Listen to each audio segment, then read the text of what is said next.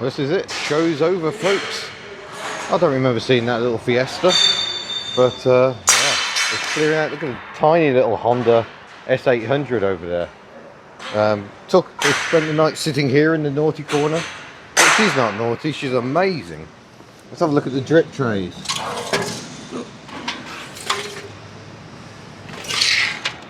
Yeah, she's definitely dropped a bit. Seems to be losing quite a bit from the transmission, so we'll get that sorted out when we get back. But it's now time to head off. What our route is, it's very noisy here. And yeah, we shall head back to Wales.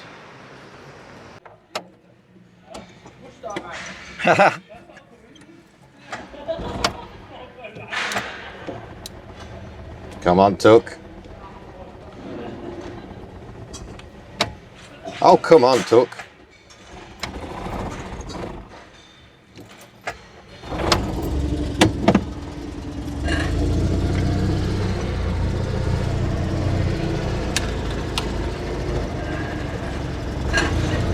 There we go. She took a little bit of firing up today, but we're away. And I'm just going to find our way out of it. It's very weird seeing the show like this.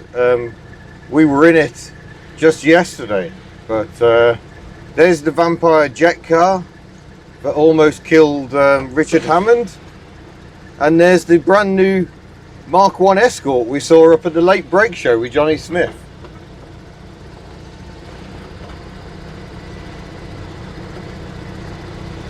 But yeah, everything is just cleared out. It's very, very weird.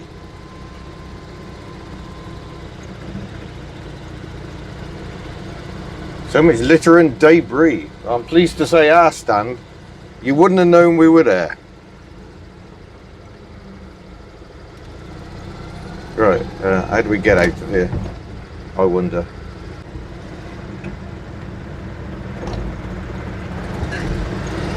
Doing a big swing round, isn't he? Look at that go. Oh wow. The back of this MAN, that's exactly how my Scania is in Euro Truck Simulator. Not that I've played it for ages. Stuck on BeamNG Drive at the moment. Thank you so much to everyone who came. Oh, there it says exit, that's handy.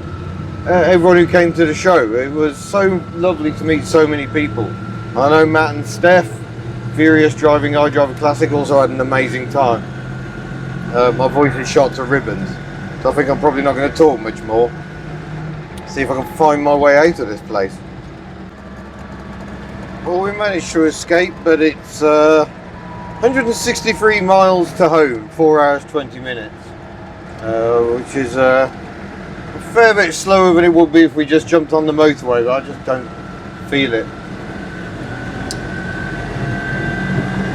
Maybe that's my mistake, maybe I'm being too cautious, but hey. I also suspect it is just the latter end of rush hour. It might be seriously the unpleasant traffic wise, so maybe the non-motorway ways are better. Well, that's not a fun place to break down.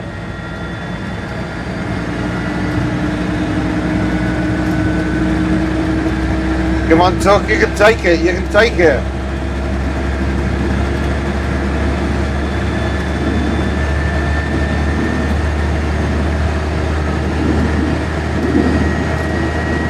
I'm getting caught in this turbulence. Whoa! We are doing 60. My door's not shut properly. There we go.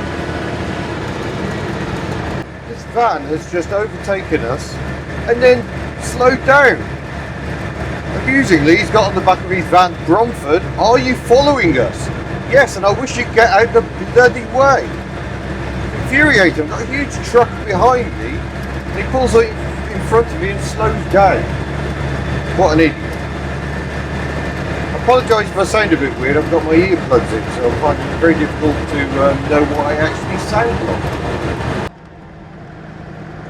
I've decided the M54 is pretty much like a dual carriageway anyway, it's not a proper motorway.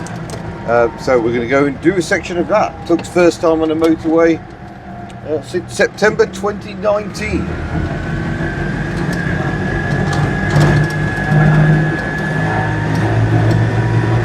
Because to be honest, roundabouts are just getting irritating. If you could just cruise with my little extra thing on the throttle, and yeah, get my head down, well, not get my head down, you know, do some miles at a constant speed without interruption. Here we go then.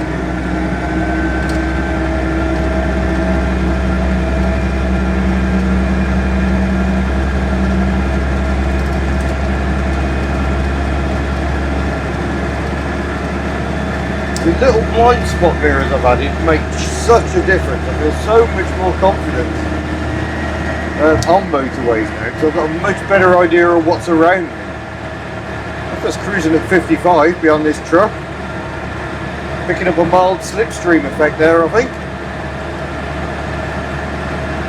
Whoa, ho, ho. Picked up a bow wave off him, and now we've got a Scania coming that way. Oh, V8, nice. Oh, we should push on for Wales. Not sure how many miles we've got left. 137, so actually we brought the mileage total down quite a bit by taking this more direct route as well. Foggy, loads of people, no lights on at all. This little Hyundai actually has. It's got poor lane discipline instead. Currently doing 60 miles an hour. Oh yeah, there's gravity kicking in. Tuck's absolutely flying though. We're still doing about 58. And there we go, that is the end of the motorway. So you can kind of see my point, which is that the dual carriageway here isn't so very different from the motorway. Oh, just got hooted at by an HGV on the other side of the carriageway. So hello, if that was you, here in Shrewsbury. We are now heading towards mid-Wales. There's the border. Croeso y Gymru. Welcome to Wales. We are now in the county of Powys. Right, we've just topped up the oil. I've just filled up as well. I'm just trying to adjust my, there we go, my ear defenders. Or ear plugs even, that's what they're traditionally called, isn't it? So we just filled up. That was another, how much was that? 15 litres since we were at the Great British Car Journey. The oil was also from the Great British Car Journey. It's 30 grade. I usually use 2050, but 30 grade is the recommendation for these engines. So I thought, well, if they've got some 30 grade, I'll have some 30 grade. So thank you very much for the Great British Car Journey for that. And we'll push on. Maybe she feels so good because past two tanks have been 99 octane rocket fuel. She was designed for 2-star fuel though. She's only 6-to-1 compression ratio, so I can't believe the octane rating is actually having any effect at all. Oh look, a lorry. Give me another lorry a ride.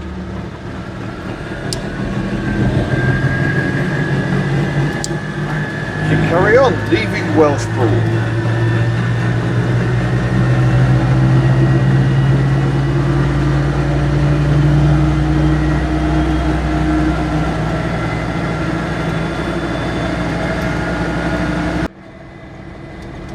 Right, let's do Newtown bypass this time. We learnt our mistake last time.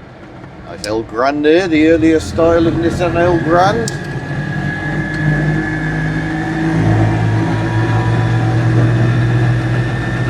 The Scania on the back of the lorry, I can see why it's on the lorry, it's very lopsided.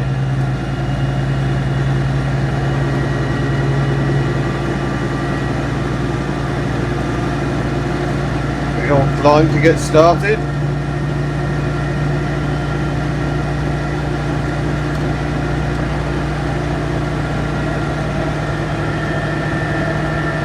I quite like to overtake this, but I'm not sure if Tuck's up for it.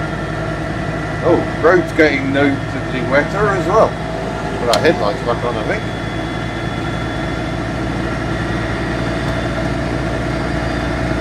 don't think we're going to be overtaking today.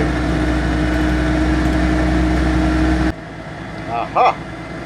I think that's the speed camera van that got me when I got done for speeding on this section of road in a Chrysler bloody PT Cruiser.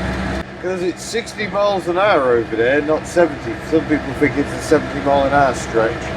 It really isn't. I don't. I knew I was speeding for many, many reasons, none of which actually stack up. But there we go. So there we go. 33,019 miles. Well done, Tuck. We just stopped here in beautiful Llangiri. We've just been to the post office here, caused much consternation while we were at it. Just dropping in the takings. I don't like having cash. The people carry cash. I mean, evidently they do because they gave me cash, but I don't feel comfortable carrying cash. So I've deposited the cash from the weekend. Thank you everyone who came and bought merchandise. That was lovely. That'll help fund some of the projects on the fleet, and also interesting to hear how many people are like, save the Fiat, kill the Fiat. Most people not ambivalent on the matter, it seems, but we should push on for home.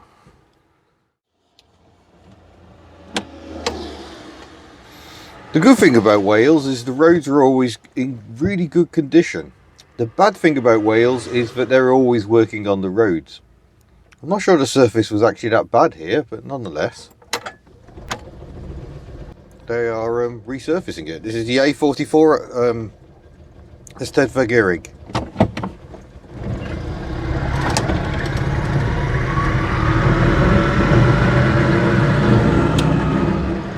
But yeah, that's pretty fresh. That's steaming fresh on the other side. They haven't done this side yet.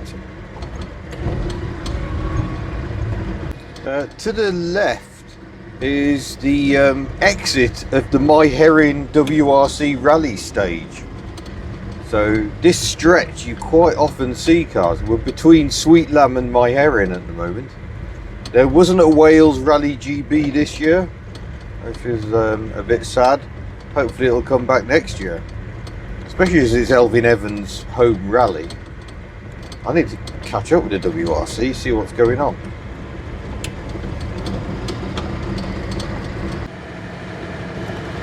Well, I was hoping to end this video with some epic views, but the Welsh weather has conspired against me once more. We come down to the A487 Coast Road. We've bypassed Aberystwyth on the Neville's Bridge Road just because it's so much fun.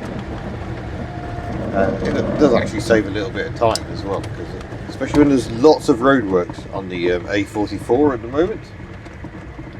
It definitely pays to cut that bit out.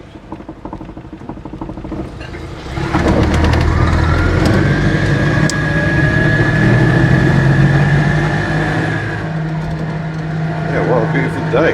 Right, I'm going to pop home for lunch and to say hello to Miss Hubnut, and then we'll nip up the unit and put Tuck away and waft her to bed.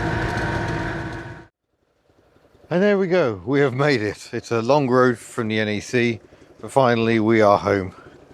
Phew! Now I just need to move Betty, and Tuck can go in and have a rest. Well deserved, old girl. The idle is still a bit iffy, I would say, but she's still going. Lost the idle once. Also the oil pressure light isn't working, which I hadn't noticed, so that's not ideal. But I think we'll turn her off while I faff about open doors and get Betty out of the way. Lights off and engine off. But there you go, that is the conclusion of our adventuring for now. We've took the Invacar. My brain is just absolutely scrambled. It's about 2 o'clock on the Monday after the show, so it's a week now since we departed. It's been wonderful to have adventures in this car again. Yes, she's scary, yes she's noisy, yes she's quite hard work. You can never truly relax while driving Tuck, but adventures like this are what life is all about, frankly. It's taking yourself out of your comfort zone, like going to New Zealand and buying a huge Australian car and driving it all around and meeting lots of people. And let's just not speak of the multipler. So yeah, thank you very much for watching. Don't forget you can head to the Hubnut store and buy lovely merchandise, which reminds me I must go and collect it from Giselle this week, because quite a lot of the merchandise is still in Giselle. And we look forward to seeing you in a future video. Farewell.